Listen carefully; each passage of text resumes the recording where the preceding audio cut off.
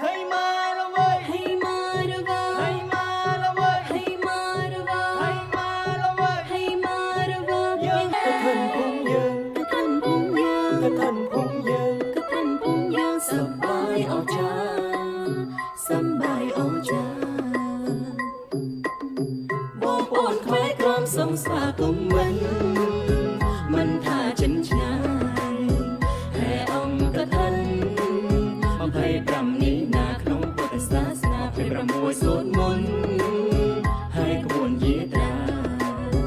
ព្រះសង្ឃទេសនាដំបងជ្រះថ្លាសុខសាន្តរុងរឿង ក៏ធន់ភូមិយើង កឋិនភូមិយើង ក៏ធន់ភូមិយើង កឋិនភូមិយើងសប្បាយអស្ចារ្យ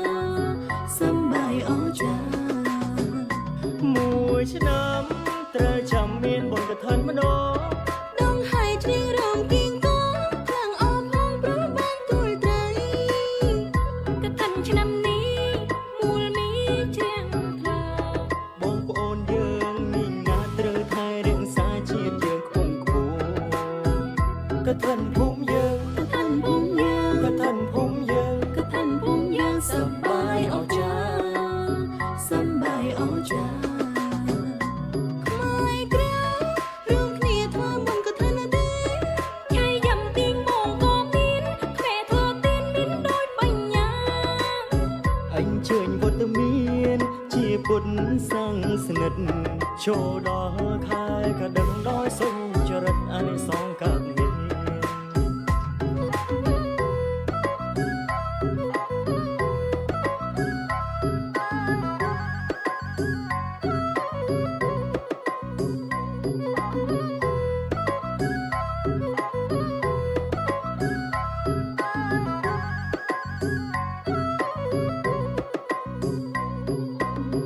បងប្អូនខ្មែរក្រមសូមស្វាគមន៍មិនថាចិនឆ្ងាយហេអង្គកឋិន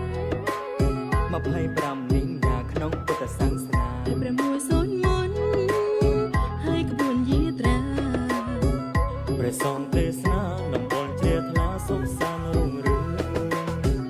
ក៏ធន់ភូមិយើង កឋិនភូមិយើង ក៏ធន់ភូមិយើង កឋិនភូមិយើងសប្បាយអស្ចារ្យសប្បាយអស្ចារ្យ